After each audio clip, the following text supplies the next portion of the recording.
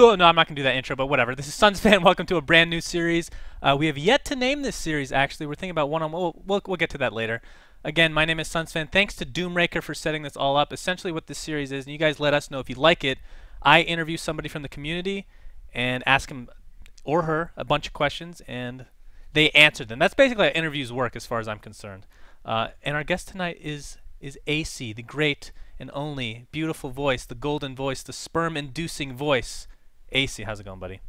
It's going pretty well. It's a little bit of a build-up. Now you make it hard for me to deliver, but I'll try to keep the tones as sultry as I can. It's my pleasure and my honor to be invited on, my friend. Thank you so very much. Now, before we get started, I do have to mention that Ayesee is probably, just to keep it fair, probably top 3 nicest people you will ever meet in your entire life, online or offline. And he may seem, I don't know if the reaction for if you get this a lot, Ayesee, but people might not think you're genuine. You're just faking it, but it's legit. Because I mean, we met in person, and it was a dream come true. I mean, I still tingle thinking about it to this day.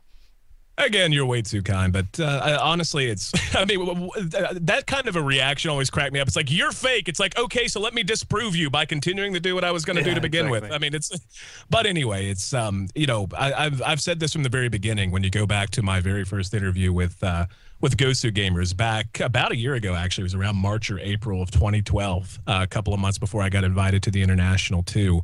I said it there, and I say it here is, you know, I used to be a StarCraft broadcasting guy.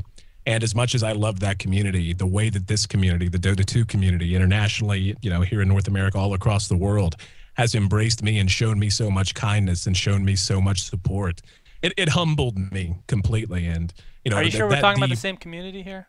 Yeah, believe me, it's honestly, you know, I'm just the guy who makes noises and microphones. But from the very beginning, when I knew very little about Dota, and some, of course, would say I still know very little about Dota, but I like to think I've improved a little bit, and across that time, the community has been so kind to me, and it's just always been a personal goal, and will continue to be a personal goal to make sure that viewers and people that I meet from within the community, be they colleagues, be they viewers, or what have you, that they know that I am always humbled and thankful for the opportunities I have that have in large part been the result of the support you guys have shown me. So thank you to you and to everyone else. Yeah, and if you guys haven't seen Ayesee cast, after every single cast, he goes down the list of the people viewing and says thank you to each one individually, whether it's thousands. I mean, what if it hits like 100,000, Ayesee? Are you seriously going to go through 100,000 people's names? At this point, doesn't matter. I mean, right about the time I did, I think the most we've ever done was a D2L. I can't even remember who was playing. I want to say it was Na'Vi. No, Na'Vi Liquid was close. It was Na'Vi versus somebody else. Maybe Na'Vi Empire or Na'Vi Virtus Pro. One of those matches in D2L Season 2, and we peaked our concurrent viewership at 33,400. And, you know, we did the shout-outs after that. And I want to say it took me 70 minutes to read every name. Oh, God, that's awful. But Jesus. No, honestly, and I've said this forever. It's like, oh, would it be awful if you had to read names for 100,000 people? That's not my reaction. My reaction is, dude, I just had 100,000 people in my stream. I think I'm okay with reading their names. Yeah, I guess I could see that point. And something that a lot of people don't know, when I talked to you originally, you explained what your name actually meant. You want to explain that to everybody? Yeah, it's real simple, actually, and I've heard every cockamamie pronunciation of my handle, but it's actually a lot simpler than most people make it. I mean, I get it that some people see that because they see AYE as I, and yeah, that's valid, so, you know, whatever. If you get it wrong that way, that's fine, but I've heard Ayesee, I've heard Ayesee, you know, every kinds of, you know, and I'm no better. I'm real bad to complicate nicknames whenever I see them online as well. But it's the phonetic spelling of my initials is all it is, and this goes all the way back to like middle school. You know, my name obviously is Aaron Chambers. AC are my first and last initials, and I used to be known as that to all of my best friends. Really? And oh yeah, it's like there are more people on this planet that know me as AC, just spelled as, you know, the letters AC. And this goes all the way back even to if you remember the days of ICQ, the very first person to ever spell it, the very first person to ever spell it out like that. I think I was in 7th grade and using ICQ and talking to all my buddies, and one of them greeted me and said AC with an exclamation point, but he spelled it out like that. And from that point on, it's been a handle. There's also a radio tie into that too. Whenever I started working in radio, and again, I was known as AC to the majority of people who, were in my inner circle, who were my friends and all that, that was just a nickname for me. Whenever I started working there was actually another Erin that worked there. And when, you're on radio, you usually want to go by your full name.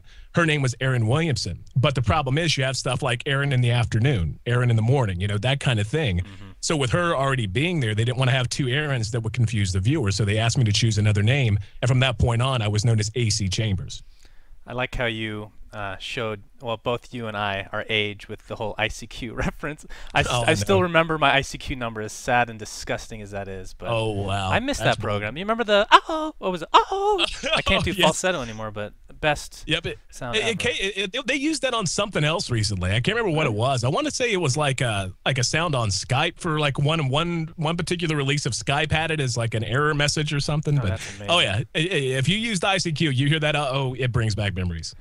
You talked a little bit about your past in radio. You want to go over that a little bit, because a lot of people don't know where you came from.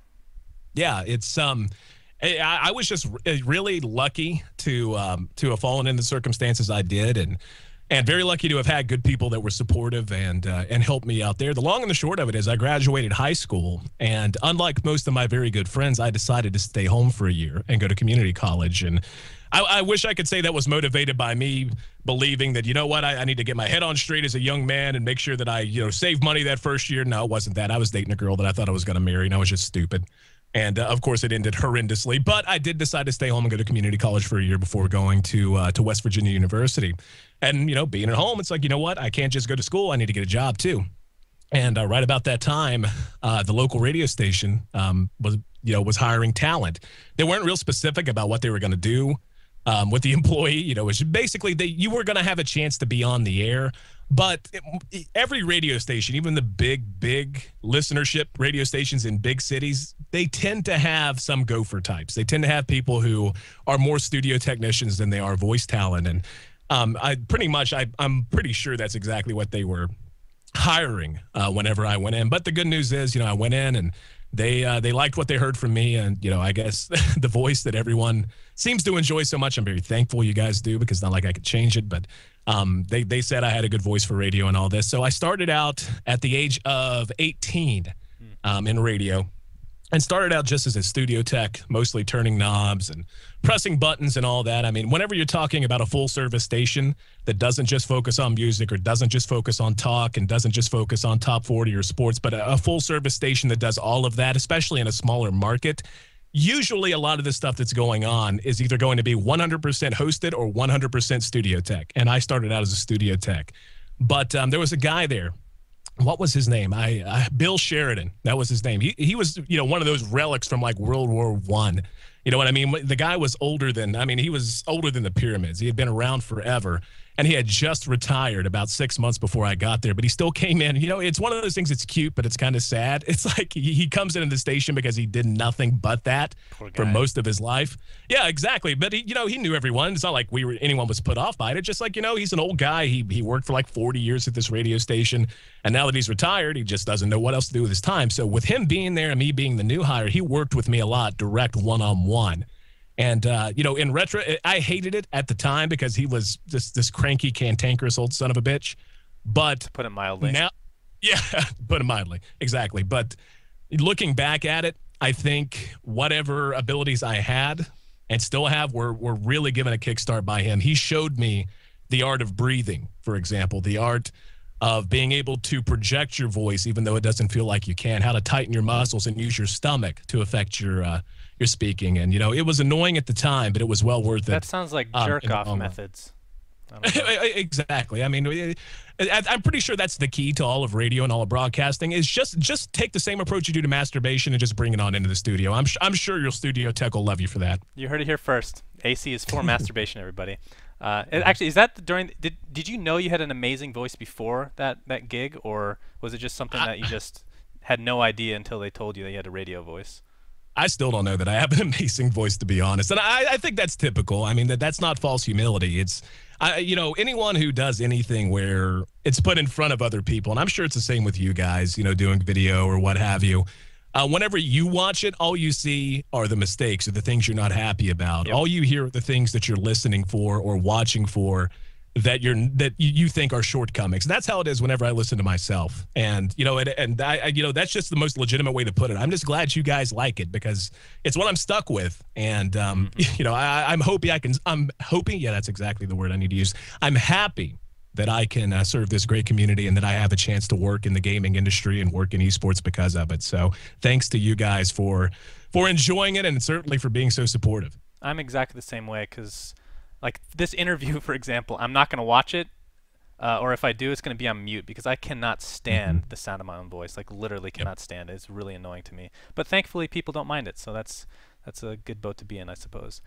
Moving on, what exactly brought you into Dota 2?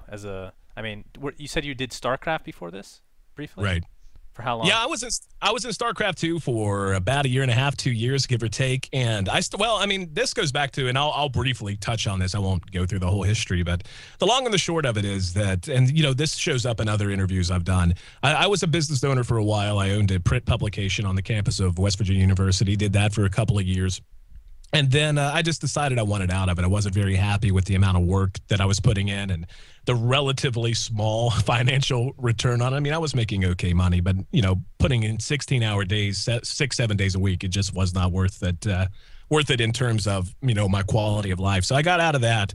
And, I left with a decent chunk of money because I sold my share of the business back to my partners and all that. And that's all well and good. And I knew that I wanted to do something different. Radio was still there, and radio is still there if I ever want to go back. So that's, it's nice to feel like you have that safety net. But really, I'm so happy where I am that if a station offered me a job like came to me right now, I wouldn't take it. I am extremely happy with my work in esports and plan to be here, honestly, for the rest of my life. I don't know how long I'll be on the microphone, as long as people will tolerate me. But anyway. Well, that voice is going nowhere. Let's not get ourselves. But back to esports, and after that I knew I wanted to get into something new, and this just happened to coincide with the release of StarCraft 2. And I knew that professional gaming existed. Like, I had kept up with it a very little bit in terms of Brood War and all that. But when StarCraft 2 came out, I decided I was actually going to look into it, going to see. And my mindset was, you have a broadcast background, maybe you can contribute to this industry in some way. And, I started to see the big event that opened my eyes was, I want to say it was IEM Cologne in 2010. I'm almost positive that that's what it was. It was Idra versus Miles Morrow at the time. And it was just an excellent series. And seeing that and seeing, the broadcast element, the live production element, I knew that that's something I felt like I could do. I wanted to be a part of that in one way or another in this industry and in this space. So I just found the first organization that would hire me on. And basically, I worked for free for a while. I was a writer and an editor for its Gosu That's Esports. That's always how it starts with esports. Always. Yep. People don't realize that. Yeah, and that's we get asked all the time what our number one piece of advice would be to someone looking to get into esports. Just find work and do it, man. If you just find a chance to do work and do it and just, contribute what you can over an extended amount of time. It could be 3 months, could be 6, could be a year, could be longer. But if you find someone who needs your help and you give it to them, that's how you get your foot in the door with everybody in every organization. But I started doing that, and then I pushed to do StarCraft 2 broadcasting and just kind of started there. I mean, I was a big part of its Gosu's growth. I spearheaded them getting the StarCraft 2 team. I wasn't so much a part of them landing the Dota 2 team. That came later, but moving forward, the transition from StarCraft to Dota 2 was basically I really enjoyed StarCraft and really enjoyed the community, but there was something missing. And to be completely blunt about it, I got bored with the game. Like, the game began to feel way too predictable. When there's no lurkers, the game's no good, is what I always say. Exactly, obviously. I mean, without actual medics on the ground, it's just broken, Come on, Blizzard, get it together. But and the chance came along. It's Gosu wanted to expand into another game, and I actually had the chance to do League of Legends or Dota 2. And I was actually playing League at that point. I had not played a single game of Dota 2, and I said, well, let me play a game of Dota. Let me get my hands on a beta key, and we'll see which one I want to go with. And there's actually a funny story about how close I came to being a League of Legends commentator. Oh, God, thank God. Even before then. Oh, exactly. Well, even before then, we were supposed to have had a League of Legends tournament, and Riot screwed the pooch and didn't get us our private server in time for the tournament. So I didn't get to cast that tournament, and because of that, I was open to do something else. Thank you. Riot. Thank you so much. So but yeah, I got my beta key, and this is no joke. I played one game of Dota and never played another game of League of Legends. Awesome. And said that's what I wanted to do, and that's where I am today. Well, that's good to hear. I mean, and actually, when did you start? You started casting, I believe, when we talked last. You said March of last year. Is that right? March of 2012. I played my first game of Dota, of any Dota at all, in like January of 2012, I think. Something like that. That is insane how fast you picked up everything. So kudos to you, big time. I mean, well deserved, obviously. Now, as far as esports are concerned, how do you think, from your point of view, the Dota 2 differs from other like League of Legends or even StarCraft? Well, League of Legends I can't comment on a lot. StarCraft, because there is no competitive. That's right. Exactly. Good answer. Obviously. But well, I mean, the truth is, I just don't know that community as well as I know the other two. And Dota 2 has a much more, in my opinion, robust and global community than StarCraft does. StarCraft has a very entrenched subset of players and of viewers who are not going anywhere, who just love it so very much. Dota, you know, it's really hard to explain. I mean, whenever you're talking about going all the way back to even StarCraft and Brood War, it was still had the backing of Blizzard. I mean, at that time, Blizzard was still a major company. I mean, it's easy to look back at StarCraft Brood War now and be like, oh, the good old days. But, you know, that was a major release back then. It's not as if that was some hidden game. Yep. So when you compare that to a community that grew up around a mod, especially one with the, you know, as checkered and as storied a history as Dota's had, I mean, in terms of, you know, the transference of who's leading the project and all this, and then you go through all of the problems that, you know, and I'm not going to rehash the whole the whole story, but you guys know, I mean, it hasn't always been smooth. I mean, there were some problems with transition, and, you know, with Pendragon leaving and doing his thing with LoL, and of course the whole Play Dota controversy and all that.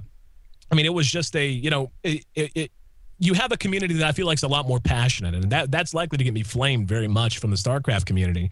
But when I look at the StarCraft community, I see a community that loves their game every bit as much as Dota 2 does, and, you know, I'm not questioning that.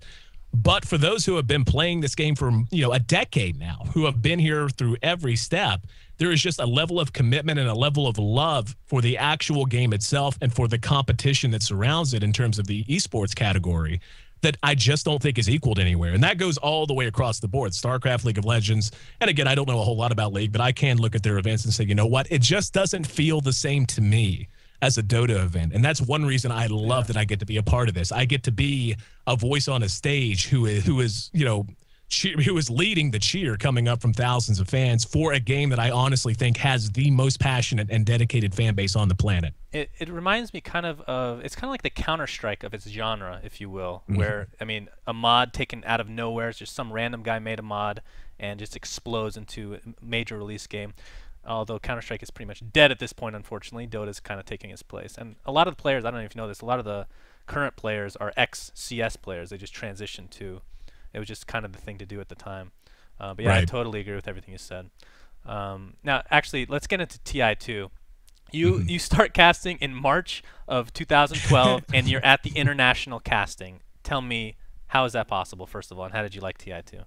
It comes back around to what I said, man. It's the community has been so kind to me and has embraced me so well. It is literally the most humbling experience of my entire life to go from a guy who is, I mean, and I even talked about this on stream not long ago.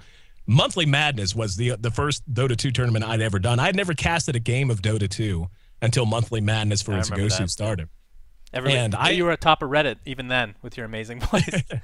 Yeah, you know, it's looking back at that. You know, I'm no artist. You know, I make noises at microphones. That's the extent of my artistic talent. And I actually had to do, just because we didn't have any resources or anyone to help out, I actually had to do the original like release banner. Yeah, you make like a little image for your tournament whenever it comes out. You put the teams on and all this. I had to do that in Paint by myself. Paint? Yes, people use Paint for non-ironic images? This guy right here. That is amazing. Right here. And in fact, I should try to dig that up. It's running around here somewhere, but it's buried in some folder somewhere. But, you know, and from that moment, you know, I submitted it, and then Reaver, the admin for Reddit, and he was affiliated with ESFI at that time. I'm not sure if he still is, so I'm not, you know, I can't say for sure. But anyway, Reaver Jai, he even then showed me a lot of kindness. He offered to do an actual decent image for it and all that stuff and help me out there. And from there, it just snowballed. Like, people at Gosu Gamers started to approach me and say, hey, how can we help you out? Join Dota, same thing. Started to get a lot of help from those guys. And everywhere I turned, it was just mind-blowing to me. No matter what happened, people were looking to help me out. And then once the tournament was over, people seemed really receptive to it. And that's not, of course, not due just to me. There was so much help that went on in the background from its Gosu. Draskell, of course, really, without Draskell, I would have just been a sinking ship. I have no doubt about it. I mean, I knew nothing about the game. I mean, I knew like Epicenter, Black Hole, Ravage, and maybe 3 or 4 other ultimates. And the rest, I'm not even calling the heroes by their appropriate names at that point. So without him, it would have floundered entirely. So I owe so much to him, just in pure honesty, to making up for my deficiencies at that time and allowing us to continue to move forward. But even from then, man, I mean, me being able to be at the International, it has a lot more to do with the people around me than it does with me. At least that's the way I felt then, and the way I feel now is I don't live in a vacuum. No one lives on an island. Unless you literally live on an island, then that's different. But, in this industry, no one gets by on their own. And I had so much help from so many people, and that extends all the way from the admins of that original tournament all the way to Ice Frog. The fact that the guy would give me a chance to be a part of a historic and beautiful event like that when I had just joined the community months before the invitation came. It's to this day, and I described this in an interview a few months ago. What kept happening to me in Seattle was I would just wake up in the moment. I'd just be sitting back, or maybe standing on stage or arriving on the bus. And all of a sudden, it's like I would gain full consciousness and go, holy crap, this is happening. You're actually here. You actually have the chance to be a part of this and to serve this community on this stage. And that's something I don't think I'll ever get over in a good way. I don't think I'll ever stop being humbled by that initial experience. And, I'm humbled every day by the fact that I can continue to serve this community and to work with such amazing people. I felt the exact same way at TI2, except the difference was I was on a couch eating a Snickers bar, rinse, repeat over and over. They were free. Amazing, amazing venue. And all I remember is the Snicker bars. Moving on to what you're currently casting, or actually, I think you just finished the raid called D2L recently. Yep. What did you think that whole event? How did it go? From your It went eyes? really well. It's the original season of the D2L did exceptionally well. We had some good viewership at the time, but what we were able to do with the second season really just blew that out of the water. I want to say that our peak viewership with D2L season 1 was something like 13,000, something like that. And with D2L season 2, I had mentioned before, 33,400 was our peak. And we were averaging more day-to-day broadcast to broadcast than our highest peak was for season 1. For the most part, obviously you have some up days, some down days, but we were almost never less than 15 or 20,000 every single day. And, the people, and one of the cool things about reading out people's names at the end of a broadcast, by the way, is I get to know the regulars. Like, I may not know them exactly, but you read that list out like 4 or 5 days a week, and you start to recognize which names are always there. Mm-hmm. So I can actually, and I always take time in between games and when we have downtime to chat with the viewership anyway. And if there's one thing I'm really happy about, I feel like I have a bit of a more personal relationship with a lot of our viewers than a lot of broadcasters do. Not because I'm super awesome, but just because of the approach that I've always taken going all the way back to StarCraft broadcasting, where it really is all about making sure they're comfortable, making sure the chat isn't a mess of memes if we can help. And whenever I'm broadcasting, obviously that's out of my hands, but trying to set a standard. Whenever we take a stream live and we're the numbers are just beginning to climb, I try to stay in there as long as I can before a match and say hello to everyone that comes in, just so they know that I actually have a personal interest in them being there. If they come in and say hi, Ayesee, I will answer them if I can, because without them I don't get a chance to do what I do. You can point at like Raid Call, a phenomenal sponsor who has given us so much support, and we're looking to go even bigger in the next season. Evil Geniuses, who I'm honored every day to work with them. They're the creme de la creme of esports, in my opinion, and so on. And I can name off all these big names that have fat wallets, but really none of that matters without the viewership. So I have a very personal interest in making sure that the people who come into my stream or come into the events that I broadcast know that I actually care on a personal level that they're there, because it's just one person, But if I treat an entire audience that way, then that audience goes away. So everyone that comes into a stream, I really am thankful to have you there, and that's why I always want to chat with you and always want to talk to you, at least so much as my time will allow me.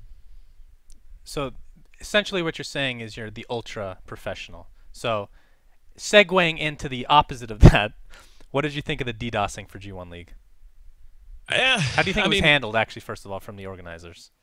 That's such a tough situation to be in. And the problem is, and this may even get me flame bait. This may actually get me cursed at by a lot of people. But the truth of the matter is, it's not the responsibility of the tournament to protect the players.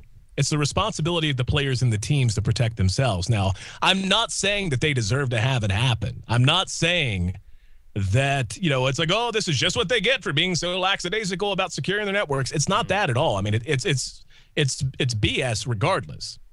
But at the end of the day, someone has to be held accountable. And it's like G1 did everything they could. G1 worked with them. I was a part of those conversations with G1, having meetings and trying to figure out ways around this, talking to Valve, trying to work with Valve to find some behind-the-scenes ways to mitigate the damage or to make it so that this doesn't happen in the future. And that's still going on, by the way, and all this. But when it comes right down to it, the people ultimately responsible have to be the players and the teams.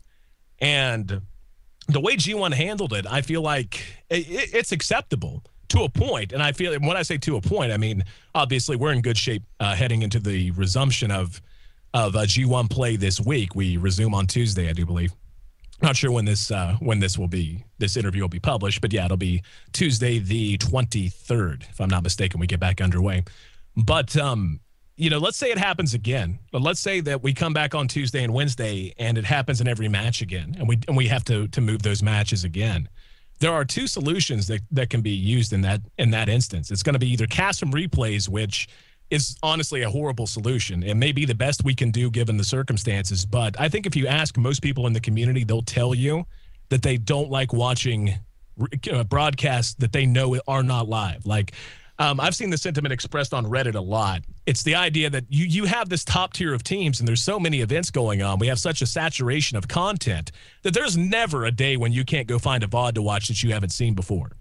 But what people really enjoy, what gets them motivated and keeps them excited about the scene and about the game, is watching performances live. So doing an entire group stage just from replays would really kill that enthusiasm. So, but I mean, again, that could be the best solution on the table. But the other option, which if this were a longer tournament or if this had started in the very, very beginning, I think this would honestly have to be the solution, is you have to just tell the teams, listen, either you protect yourself and don't get DDoS or you're going to take the forfeits. And, it's such a hardcore line to take and nobody wants to wind up in that situation. But I worry that if this continues and there isn't a real solution found soon, tournaments are going to be forced into that. And if that comes to pass, and I'm not saying I even necessarily support it, but I can certainly understand it. And I would 100% be able to get behind it if the tournaments are beginning to lose sponsor interest. Because what happens if these things get delayed 2 and 3 weeks is the sponsors and the people who put up the money go, okay, what the hell happened to our money? Right. Why are we not getting the content? Why can't these teams take care of themselves? So at some point or another, something's going to have to crack, and the accountability is going to have to begin to rest on the teams and the players themselves. But thankfully, due to the efforts of the G1 staff, and from what I understand has happened and all the hard work they've done in the background, I mean, I'm just a broadcaster, so I certainly haven't, and I'm not a tech-minded guy anyway, so I haven't been involved in any of it. But from what I understand, they should be fairly well protected now, and at the very least mitigate the damage. But in the future, and this is something I hope the community will keep in mind, if tournaments adopt the policy of protect yourself or you're going to be the one to suffer the consequences, understand why that is necessary. Because, everyone has to do right by the people that serve them. And I just worry that if this does continue and spreads to other smaller events who don't have the resources or don't have the ability to try and protect themselves or try to work with teams like an organization the size of G1 can, I worry that you're going to start to see a lot of problems arise and these hardcore policies become necessary.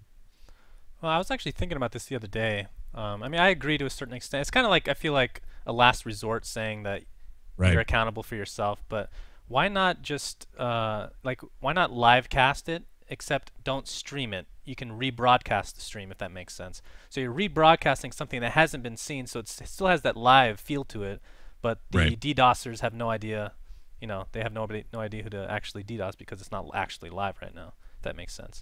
Well, from a logistical point of view, I'm sure there's a way to do it if we work with Twitch and all that. But from a logistical point of view, like rebroadcast isn't something where I can upload something to be rebroadcasted on Twitch. I mean, outside of some workaround, you know, it's hard to get that quality that you want from just a direct connection with Twitch. And I mean, it's something to keep on the mind. But it really is just an unpleasant situation. But you know, and I'm not going to comment, you know, there's no reason to get into the business of how annoying it is and all that. We're all annoyed by it. We all know what motivates it. We all know the kind of person who's making this happen.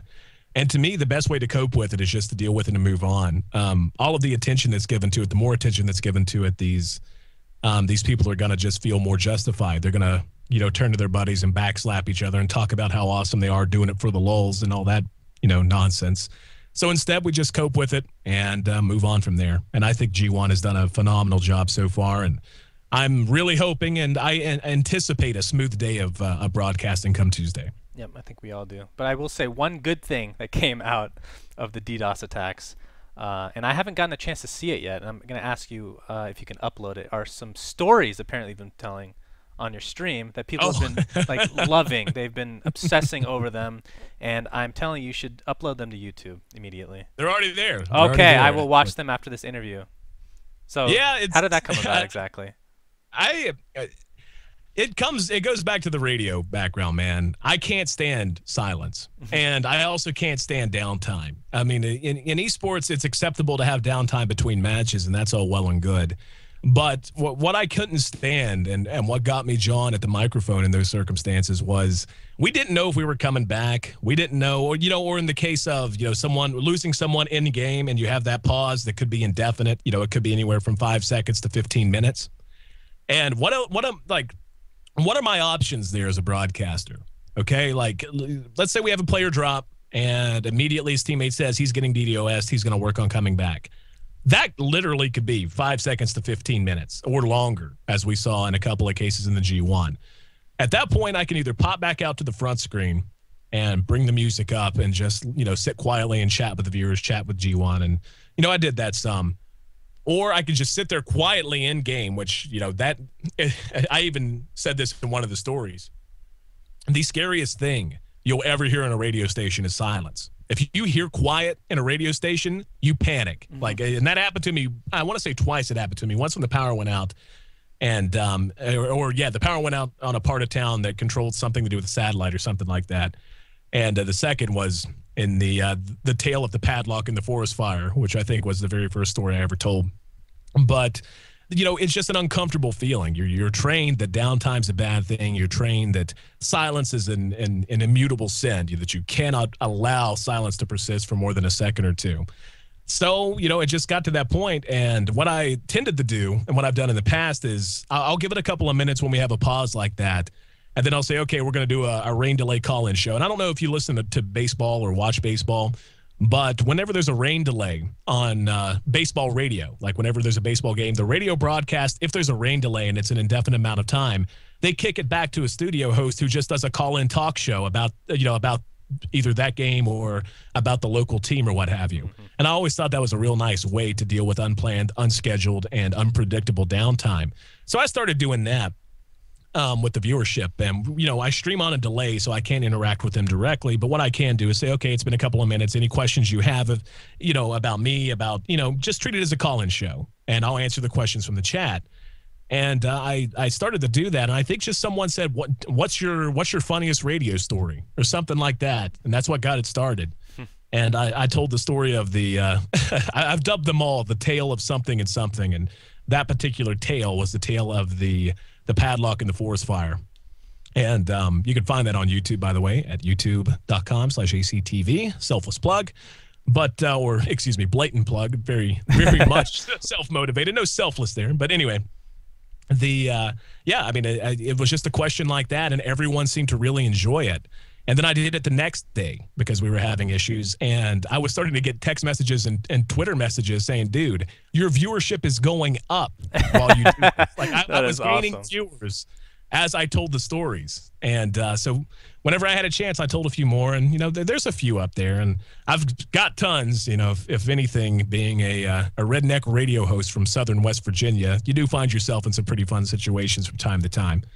But, and again, it's the same thing as anything else. I'm just glad people enjoyed it. It's because it's all about entertaining them. Like, I could just jaw and keep myself occupied fine. But so long as they're enjoying their time spent on the stream, and especially at that hour, that's the one thing that really, really made me angry about what was happening with G1 is, there are always people who just tune into whatever streams live and, love having them there to begin with.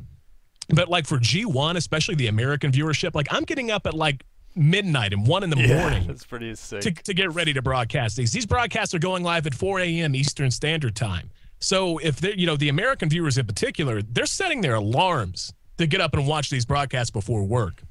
And that angered me, that these people who were going out of their way to not only support the G1 by being there, but to support me in particular by choosing me to be their streamer. It just angered me that they were sitting in silence or sitting and listening to the same music I tend to play in every stream and all that. And that was, a big part of it, too. So long as people were enjoying themselves, that's all I cared about. And like you said, people seem to enjoy it. So that's something I'll be happy to go back to if there are any more problems along those lines in the future. Well, I think you should go back to it regardless at this point. So if you guys want to check that out, the link's going to be in the description of this video. And actually, I think I didn't even mention, we have 3 segments for this, at least for now. It's subject to change. This is the serious question segment. Okay. And the last question of the serious question segment is, what are your expectations for, or even hopes for TI3? Well, I hope I'll be there. That's the that's the initial hope. Yeah. And I'm still not completely convinced I should have been at TI2. So, I mean, it's, if I'm invited back, that's the number one thing. And, that's all up to you guys, and that's up to Valve and to IceFrog and everyone else. I don't take for granted for 1 minute that just because I was invited to TI2 that I'll be invited to TI3. And to be invited back would just be a huge honor. And, to have been a part of that last year was one, I can't even say it was one of the, it was the most enjoyable and memorable experiences of my entire life. To be a part of an event of that magnitude, to have a chance to be on that stage and to broadcast to, 1 million strong, to serve the community that embraced me so much, to be surrounded by that much talent. And that goes all the way from the players to the people from Valve who made the game. I mean, what can you say about them? I mean, the products they turn out are top notch. So even to have been able to interact with them, to have met Gabe Newell, one of the more fun and memorable experiences of the entire weekend, and to have met, and the most memorable part of it was actually getting to put faces to the names and to the voices that I'd gotten to know all that time. I got to meet Draskell for the first time. I got to meet LD and Luminous, got to meet Toby and Synderen, got to meet all the players I'd broadcasted up to that point, got to meet Purge, got to meet Sheever, got to meet What Is Hip. I mean, all the people that I had interacted with up to that point, it was almost like a reunion. The fact that we all got to get together and get to know each other and actually interact on a face-to-face basis. That probably was the most memorable. So I would just love to have the opportunity to do that again. You forgot to say me, by the way. How dare you? Well, I didn't even know you then. But that's the cool part. We got to know each other really well because we both planted our big butts on the couch and ate Snickers bars, right?